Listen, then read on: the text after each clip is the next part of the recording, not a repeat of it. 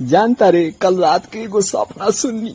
एगो सुंदर लड़की हमरा ओरी देखत रहे, हमू ओकरा ओरी देखत रही। काहे ला मरले हरे? रे तू तो कले हम सपना सुननी है तो मैं दिखाई कैसे दे दिलौ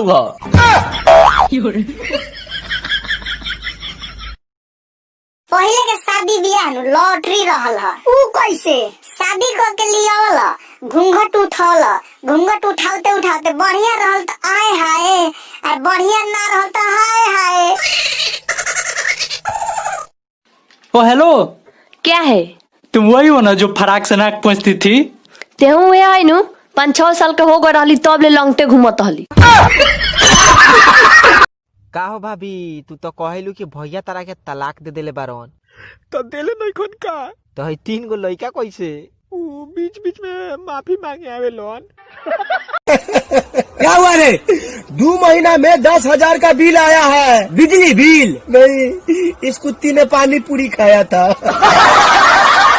कहा मोहकता यार? अरे ने भिलाई एगो मरल बिया वे माकातिया। अच्छा, हम ते संघाती। हाँ, हम ते संघाती चलल जाई बाराती, हम खाएबलाई ते खोये सोरल बिलाई।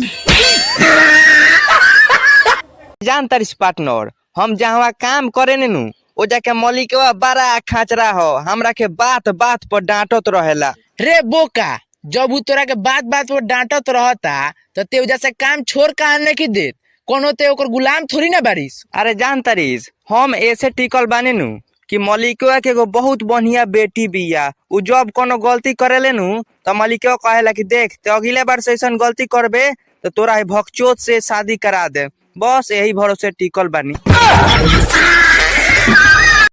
यहाँ बीबी खुश तो पति खुश, अगर पति खुश तो बीबी जरूर सोचेगी दाल में जरूर कुछ काला। तब फलक बाबूजी खुश। आज हमने डरते डरते अपनी भैया की साली से पूछा, क्या मैं आपका हाथ चूम सकता हूँ? वो बोली, नालायक, बदतमीज, बेशरम, बेहाया, क्या मेरे होठों पे जहर लगा है?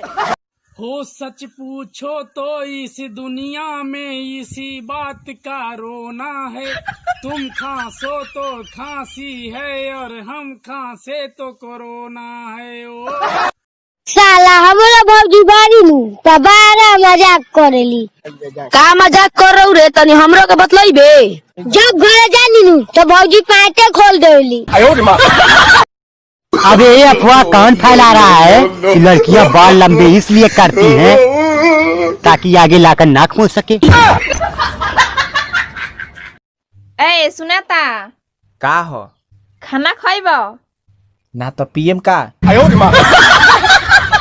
लॉकडाउन के बाद लोग घर से ऑफिस जाथिन तो ऐसा लगता है जैसे मायके से दुल्हनिया विदा हो रहे गए मैया।